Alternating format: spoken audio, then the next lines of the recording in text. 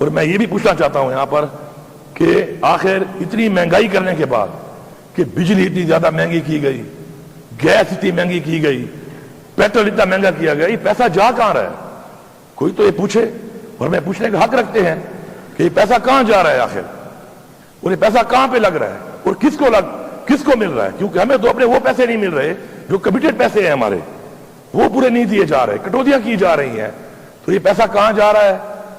اس کے اوپر ہمارا ایک تحفظات ہے، اور ان تحفظات پہ ہم بات بھی کریں گے، اور آگے جا کے اس کے اوپر انشاءاللہ ہم احتجاج بھی کریں گے اور حساب بھی لیں گے، کیونکہ یہ ہمارا ملک ہے، ہماری عوام کا ٹیکس کا پیسہ ہے، اور ہم اس کا حساب لینا اپنا حق سمجھتے ہیں. اب جناب اسپیکر، پچھلے سال ہمیں 90 ارب ملنے تھے این ایچ پی کے، نیٹ ہیڈ پروفٹ کے 90 ارب، ٹوٹل 7 ارب ملے ہیں، اور وہ 7 ارب بھی جو آخری قسط آئی ہے وہ اکتوبر 2023 میں آئی ہے. اس کے بعد 1 روپیہ نہیں مل رہا.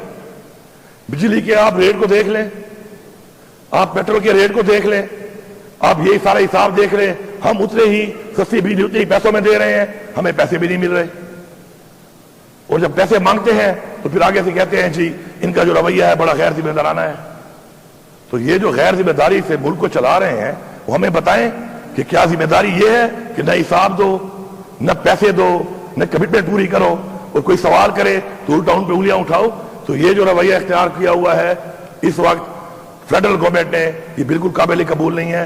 ہمارے اس پہ تحفظات ہیں، یہ ہمارے صوبے کے حقوق ہیں، اور میں سمجھتا ہوں کہ صوبے کے حقوق کے لیے چاہے اس طرف لوگ بیٹھے ہیں چاہے اس طرف بیٹھے ہیں، ان سب کو آواز اٹھانی چاہیے، کیونکہ یہ پیسہ اگر آئے گا تو یہ پیسہ آپ کے صوبے میں لگنا ہے، آپ کی عوام پہ لگنا ہے، آپ کے مسائل حل کرنے میں استعمال ہونا ہے. اب آئی پی پیز کمیشن کے چکروں میں، جس سے بھی کمیشن لیے، پورا ملک جانتا ہے کس ٹائم میں ہوئے، کس کی حکومتیں تھیں کہ معاہدے کیے گئے. 2200 ارب روپیہ ہم دے رہے ہیں کرائے کی بات میں، 2200 ارب روپیہ. اور میں آپ کو یہاں پہ آن ریکارڈ کہہ رہا ہوں کہ ان میں سے 80% جو پیسہ جا رہا ہے وہ اس چیز کا جا رہا ہے جو ہمیں وہ بجلی دے بھی نہیں رہے، وہ بند پڑے ہیں، وہ سسٹم ہی بند پڑے ہیں. ہم کرائے کی بات میں پیسہ دے رہے ہیں. ایک ایسا ملک جس کے اس وقت حالات ہی ہیں کہ ہر طرف سے بارڈر کے اوپر ہمارے اوپر جو حالات بنے ہوئے ہیں، اور ہماری فوج کا جو بجٹ ہے وہ 1800 ارب ہے، جبکہ کمیشن کھانے والوں نے 2200 ارب کا یہ کرائے کے معاہدے کر کے اس حالت میں ملک کو پہنچایا ہوا ہے.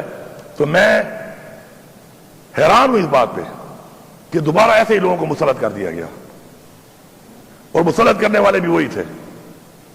تو کیا یہ چیزوں کو نظر نہیں آ رہی کہ یہ کیا کیا گیا ہے، یہ کیسا مذاق ہے؟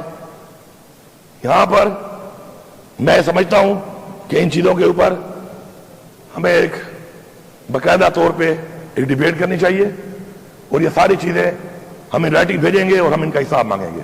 اور اگر ہمیں جواب نہیں آئے گا، بہت سے ہم لیٹر لکھتے ہیں ہمیں اس کا جواب نہیں آتا. یہ رویہ غیر ذمہ دارانہ رویہ یہ ہے کہ ہم ایک چیز پوچھتے ہیں، اپنے حق کے لیے پوچھتے ہیں، ہمیں پیسے نہیں ملتے، ہم پوچھتے ہیں کہ پیسہ کہاں استعمال ہوا. اگر ایک بندے نے میرا پیسہ دینا ہے اور میں اسے پوچھوں کہ جی پیسہ کیوں نہیں دے رہے ہو، اور یہ پیسہ جو تمہارے پاس آیا تم نے کہاں دیا، تو میں یہ حق رکھتا ہوں، میں اس کا جواب مانگتا ہوں، اور مجھے جواب اس کا دینا پڑے گا. فاٹا کے لوگوں نے پاکستان بننے سے لے کر اب تک میرے خیال میں سب سے زیادہ قربانی دی ہے، ابھی تک وہ قربانی دے رہے ہیں. جو کمٹمنٹ ان سے کی گئی وہ کمٹمنٹ کے مطابق ان کو اب تک 500 ارب جو دینا تھا، ابھی تک اس میں سے صرف 100 ارب ملا ہے. یہ 400 ارب کہاں گیا؟ اب اگر کوئی کمٹمنٹ پوری نہ کرے تو میں اسے سوال نہیں کروں گا کیا لوگوں نے اس لیے ووٹ دیا ہے کہ ہم یہاں کے بیٹھے اور صرف باتیں کریں یہاں بیٹھ کر؟ لوگ ہم سے سوال کرتے ہیں، فاٹا کے لوگ آتے ہیں، ان کے جرگے آتے ہیں، وہ سوال کرتے ہیں کہ ہم سے وعدہ کیا گیا تھا، وعدہ پورا نہیں کیا جا رہا، ہماری اسمبلی کیا کر رہی ہے؟ ان کے نمائندوں کو انہوں نے ووٹ دیا ہے، بھرپور طریقے سے ووٹ دیا ہے. ان کے جرگے جب ان کے پاس جاتے ہیں وہ ہمارے پاس آتے ہیں، میں ان سے کیا کہوں کہ پیسہ کون کھا رہا ہے؟ اور میں کیا ان کا حق نہیں لے سکتا؟ میں تو ایک کمزوری شو نہیں کر سکتا ان کے سامنے، کیونکہ ہمارے ایک روایات ہیں، ہمارا ایک کلچر ہے، ہمارے فاٹا کا ایک کلچر ہے، ان لوگوں کا ایک کلچر ہے. آپ پاکستان کا ریکارڈ اٹھا لیں، جب 1965 کی جنگ ہوئی ہے ذرا ریکارڈ پہ نوٹ کریں کتنا اسلحہ کتنا بارود فاٹا کے لوگوں نے دیا ہے، ریکارڈ پڑا ہوا ہے، ڈاکومنٹس پڑے ہوئے ہیں لوگوں کے پاس اس زمانے میں.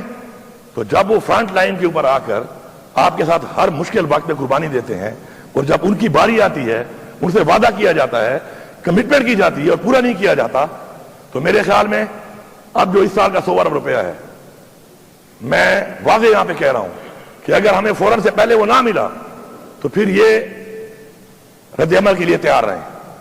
یہ رد عمل آئے گا، اس میں سیٹل کے لوگ بھی ہمارے ساتھ ہوں گے، فاٹا کے لوگ بھی ہمارے ساتھ ہوں گے، اور ہم یہ پیسہ اس لیے مانگ رہے ہیں کہ جس طرح بار بار بات ہوتی ہے کہ امن و امان کیسے بحال ہوگا؟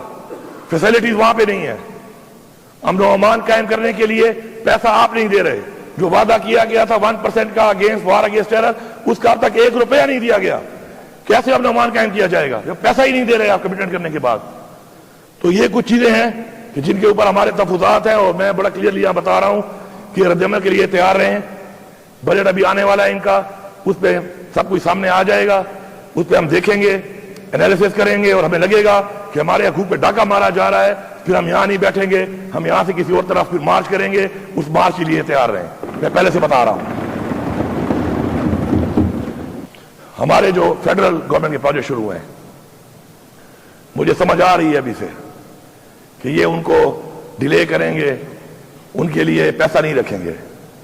تو یہ بات سن لیں وہ کہ اگر ان کا خیال ہے کہ اس طرح یہ کریں گے اور یہ وہاں بیٹھ کے سکون سے اسلام آباد میں وہ آوڑیاں تیوڑیاں کریں گے، تو یہ ان کی بھول ہے، یہ ان کی خام خیالی ہے، ان کی بھول ہے. ایسا نہیں ہوگا.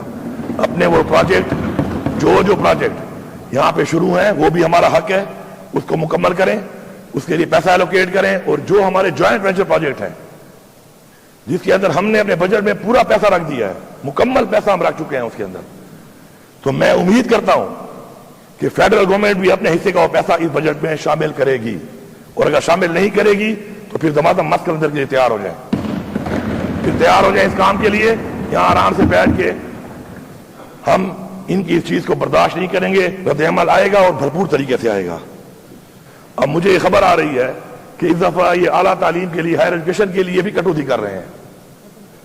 آپ اگر یہ کٹوتی کر رہے ہیں یا ختم کر رہے ہیں اور یہ چاہتے ہیں کہ ہماری اعلیٰ تعلیمی صوبے کی افیکٹ ہو، اور یہ وہاں بیٹھ کے پھر ہمیں کہیں کہ جی آپ غیر ذمہ دار ہو، تو پہلی بات تو یہ ہے کہ جو پیسہ ہمارا ہے اس کو بڑھایا جائے. ہم نے اپنے بجٹ کے اندر پیسے کو بڑھایا ہے، اسکالرشپ کو بڑھایا ہے، تعلیم کے بجٹ کو بڑھایا ہے، چاہے وہ ایلیمنٹری ہے چاہے وہ ہائر ایجوکیشن ہے. اور ادھر ہمارے ساتھ یہ ہو کہ بجائے بڑھانے کے جو پیسہ مل رہا ہے اسے کٹوتی ہو یا نہ دیا جائے، تو یہ میرے خیال میں اپنے لیے وہ ایک ایسی وہ مائن کھود رہے ہیں کہ چاہتے یہی ہیں کہ اس طریقے سے وہ سیاسی شہید یہ بننا چاہتے ہیں. میرے خیال میں تو سیاسی شہید بننے سے بہتر ہے کہ ویسے بھی مینڈیٹ چوری کر کے آئے ہوئے ہو، ایسے ہی چلے جاؤ گھر.